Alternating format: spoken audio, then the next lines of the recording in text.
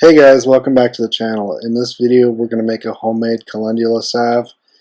This is commonly used for treating external skin conditions such as burns, blisters, skin infections, rashes, things of that nature due to calendula's antiseptic and anti-inflammatory properties. So to get started, this is a really super easy recipe. I'm going to leave a link in the description below to all the ingredients that we used, so you guys can check that stuff out if you're interested. So to start off, we're going to use our dried calendula flower petals. And typically what you'd want to do is use a herbal oil infusion where you let the flowers or whatever medicinal part of the plant you're using, you'd like to infuse that in oil for a couple weeks at least, just to improve its potency. We didn't have the opportunity of time to let this infuse in oil, so we're going to make our own infusion in a double boiler. So I'm going to start out just by measuring some rough estimates of quantities based off the recipe that we were using. We wanted to end up with a 4:1 oil to wax ratio, so we ended up doing about 2 cups of oil to a half a cup wax.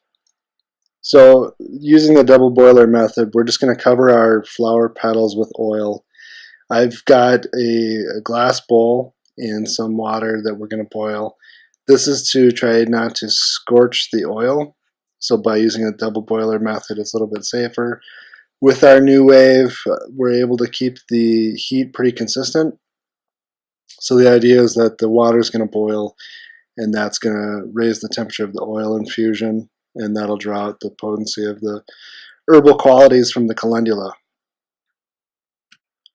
Now, doing an infusion in this method usually calls for letting it reach temperature and simmer for 30 to 60 minutes, but we did it for about an hour just to help increase the potency of the oil itself.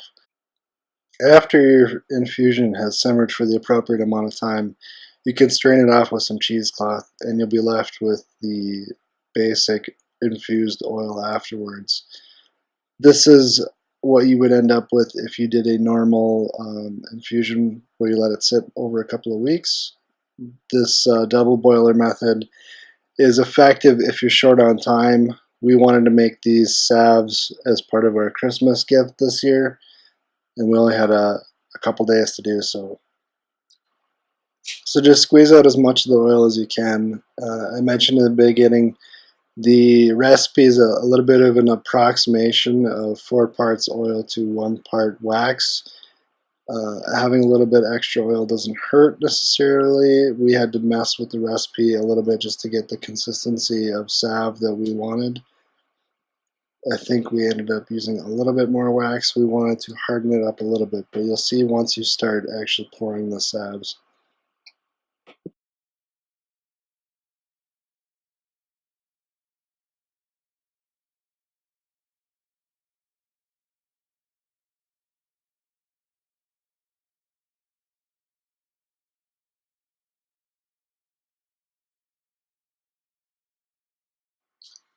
Alright, with the oil back in the bowl, we're going to put it back in the double boiler and melt the wax into it. We're using beeswax pastilles just because they're a little bit smaller. The surface area tends to let it melt a little bit quicker, but any sort of beeswax will do. It's just important to keep an eye on it because once they start going, it's going to melt pretty quickly. So it only took a couple minutes to reach temperature and start to melt. Once we've got the beeswax melted into our infused oil, then we can go ahead and pour the mixture into our salve containers. Now we went with 1 ounce containers, and this was like the perfect amount of salve. I think one of our jars, we just kind of put the rest of the leftover ingredients in, and we ended up with a 5 ounce container for us to use at home. But as far as our gifts go, we used 1 ounce salve containers that we got off Amazon.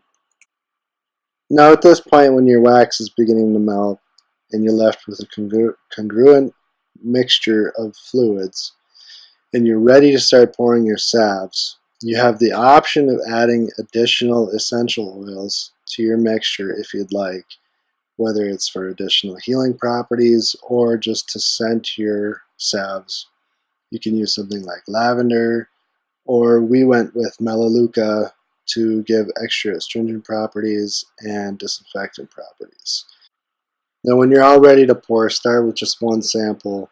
You can plop it in the freezer for a couple minutes to check the consistency of it, and then adjust your oil and or wax as needed to get the right consistency that you want. And on that note, guys, we're going to wrap up this video here.